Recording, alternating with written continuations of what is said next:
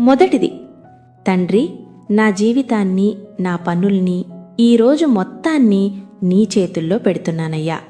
నేను వేసే ప్రతి అడుగు, మాట్లాడే ప్రతి మాట, తీసుకునే ప్రతి నిర్ణయం అన్నీ నీ కంట్రోల్లోనే ఉంచుకో. నా ఇష్టం కాదు ప్రభువా, నీ చిత్తమే జరగనివ్వు. రెండోది, నువ్వు తోడు లేకపోతే నేను శూన్యమని నాకు తెలుసయ్యా.